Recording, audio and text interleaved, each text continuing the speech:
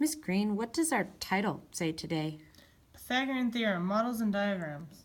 Pythagore what? Say it with me. Pythagorean theorem. Oh, that's a fun word. Okay, guys, practice at home. Pythagorean theorem. There you go. We're working on the Pythagorean theorem today. This is kind of a fun one. I like Pythagorean theorem. So our learning target today is we will solve problems involving Pythagorean theorem by using models and diagrams. Write that down. Make sure you know it, and it's in your journal that you have out that you're taking notes on. Okay, so the Pythagorean theorem has to do with triangles, specifically right triangles. So a right triangle, we all know, looks like this. It has this little box in this corner. This little box, for those of you who don't know, means that it's a right angle. A right angle is how many degrees? 90. 90 degrees. So that's just what that little box means. Just a reminder, a little box means right angle. On a right triangle, we've got a leg, and this here is called your hypotenuse. The hypotenuse is always... What? Hypotenuse. Hypotenuse. Practice that one too, guys. Practice that one too. Welcome to fun new math words. Your hypotenuse is always across from your right angle. So wherever the right angle is, the hypotenuse is the line across from that angle. So let's kind of talk about what does this mean for the Pythagorean theorem? Get ready for it. Oh, So much fun. it's got squares and triangles and oh, I forgot my little box. And boxes. So what we have here, the Pythagorean theorem, this is a model of it. So we've got our legs and our hypotenuse. What are those little lines? Those little lines mean those lengths are the same. So that means So- that this is a square. It's a Oh, I see. square. And that's a square, and that's a square. I see. I see. Yes, so these are actually squares. Their lengths are all the same on each side. That's the way the Pythagorean theorem is going to work. It's going to be a square. It's not a rectangle. It's a square. And you're going to see here we've got area of this square plus the area of this square is going to equal the area of this square. I see. I see. Okay, so should we give them the formula for the Pythagorean theorem? No, Not yet? Okay, so we're let's just do gonna- models. Let's do models. Okay, we'll just do the models. We'll talk about the formula tomorrow. So we're finding the area of this one plus the area of this one equals the area of this one. Yep. That sounds pretty easy. Yeah. Should we practice it? Sure. So this one doesn't have squares. What do I do? You draw them. Oh, dang. That was an easy fix. And she's drawing dotted lines. You don't have to. You can actually draw it out if you want to. Yeah. The reason I just did the dots was just because you know it's not actually there and we're adding it in. It's not part of the picture. Yeah. We're just drawing it. So I'm going to draw my little squares. You're drawing your squares too. You should be. Yeah, you should be. Uh-oh, phone. This is Miss Green. So now we have to look at this in another way. We know that this length and this length are the same. And this one and this one are the same. And this one and this one are the same, which means that and that, they're all the same. I'll send it down. All right. Bye. Okay, so now that we know that this one's the same as this one's the same as this one's this. So that means this one's 3 and this one's 3 as well. Yeah, so can't I just write a 3? Well, what's the area? Aren't we looking at areas? No. Oh, can I write a 3? Yeah, we can put a 3 in there. So then in here, I would write the area. Well, what's area again? Area of a square is base Times height. That's what it is. So my base was 3. And therefore, it's 3 times 3. So my area is 9 centimeters squared. We're going centimeters. Okay. And then over here, if that's 4, that means that my area is going to be 16 centimeters squared. And just because I start to get confused on my own, I circle them or something so I can see that those are the areas. So now we know that the area of this one plus the area of this one equals the area of this one. So 9 plus 16, 25. 9 plus 16 is 25. So I'll write that down for you for who don't see it. Equals 25. So in here... my side length's 25. Yes. Wait. No. Well, if this was 9, and we have to kind of go backwards to get 3, and this Wait.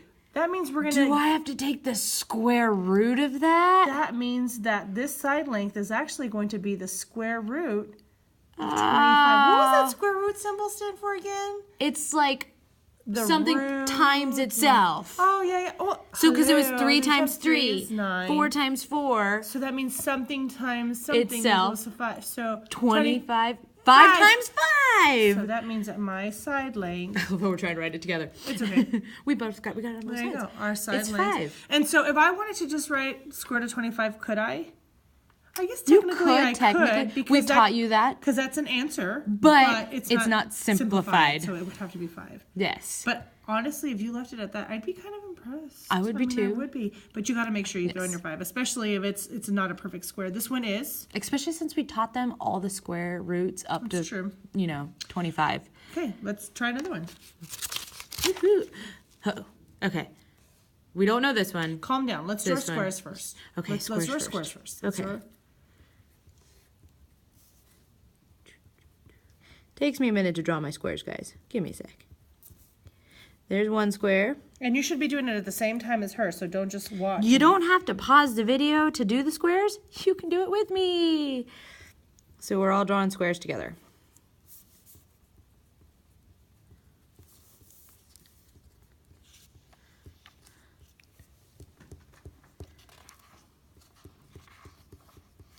Okay, so I have my squares.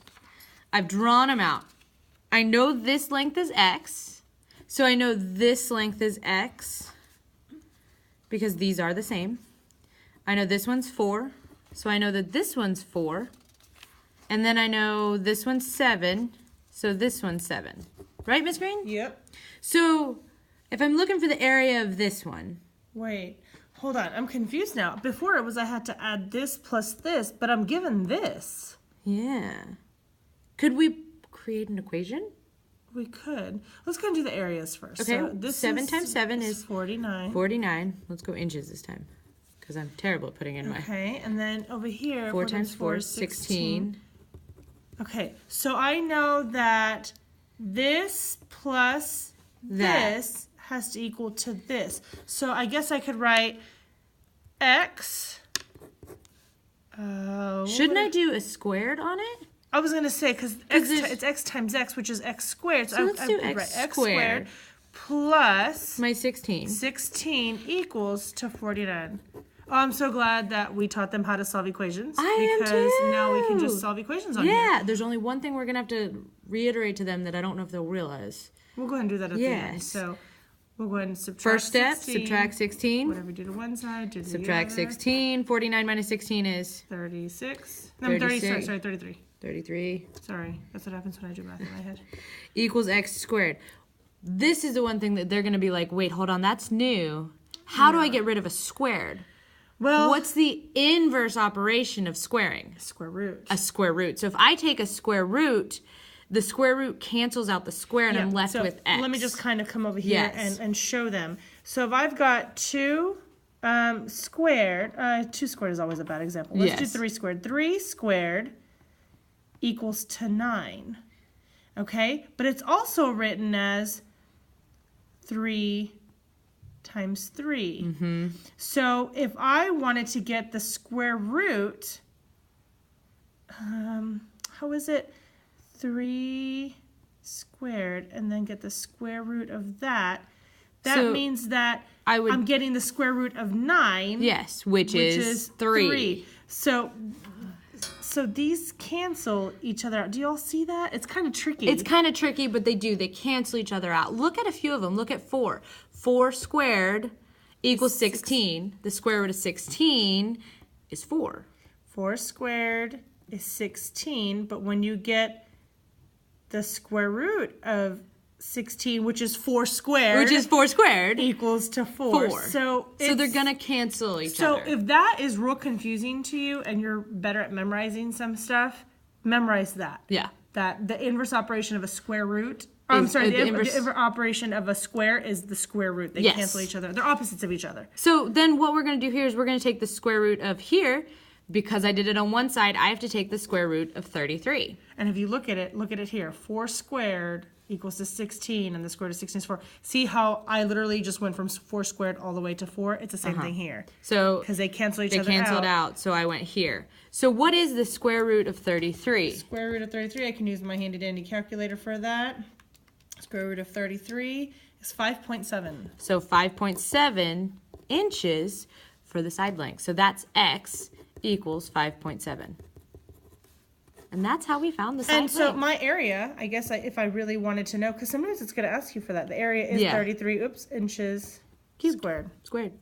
Yeah, squared. Okay, I think that's it for models and diagrams. Tomorrow we'll talk just the Pythagorean theorem. All right.